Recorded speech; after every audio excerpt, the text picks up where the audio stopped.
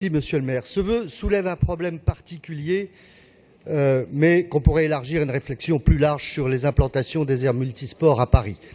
En l'occurrence, celle du square Lionel-Aswad dans le 14e a été placée sans aucune étude préalable ni aucune concertation avec les riverains, à moins de 5 mètres du siège de la mission locale des 6e, 7e, 14e, 15e et 16e arrondissements et à moins de 9 mètres des fenêtres d'un immeuble d'habitation, accentuant de fait ce qui est déjà dans la configuration du lieu, une véritable caisse de résonance pour tous les bruits.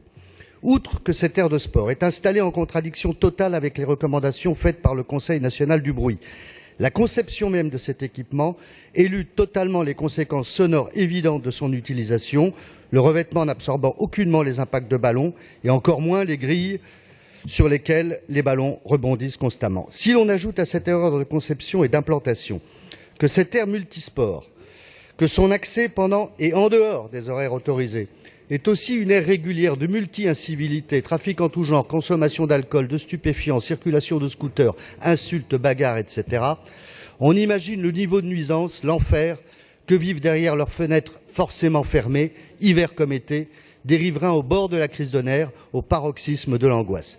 Et si j'emploie cette expression, c'est parce qu'il s'agit bien d'un problème de santé publique. Il s'agit d'un problème qui menace la santé des habitants du quartier. L'Agence européenne de l'environnement considère que 10 000 décès prématurés sont provoqués chaque année par le bruit et les nuisances sonores. Il n'y a pas que l'oxyde de carbone et les particules fines qui tuent. Le bruit tue aussi à Paris. Alors, au nom de ces riverains du jardin Lionel-Aswad, mais je le sais au nom de beaucoup de riverains de ce type d'équipement, nous voudrions que la ville de Paris mène les études et la concertation les plus rapides possibles pour que ces concepts de multistades à Paris ne soient plus synonymes de cauchemar des riverains. Je vous remercie. Merci, Monsieur Azière. La parole est à Jean-François Martins. Merci Monsieur le maire, Monsieur le Président Azière.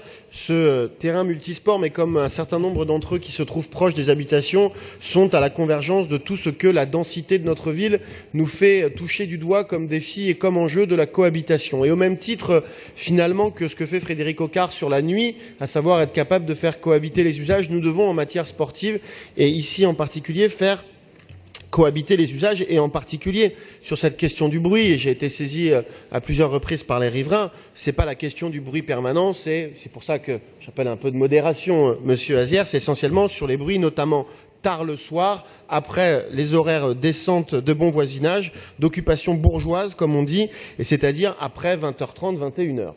En l'espèce, nous avons déjà mis un certain nombre de mesures, notamment la fermeture de la partie du square qui comprend le City-Stade à 19h30 et à 20h30 pendant l'été, la deuxième partie du square, elle, fermant à 21h30, 2 agents d'accueil qui assurent la fermeture des portes, appuyés par les correspondants de nuit du 14e arrondissement pour s'assurer qu'un certain nombre de jeunes qui n'ont pas très envie d'en partir soient évidemment accompagnés vers la sortie. Et par ailleurs, nous avons un travail notamment avec un suivi extrêmement particulier et engagé de la maire du 14e arrondissement, Karine Petit, pour, avec le commissaire de l'arrondissement, multiplier les visites sur site. C'est près de 44 missions du commissariat du 14e sur ce site dans les 8 premiers mois de 2017, 40 heures de présence, 5 interventions des appels du CVO. Non, blablabla, Monsieur Azière. Je ne dis pas que tout va bien, je dis on essaye de prendre les choses les unes après les autres.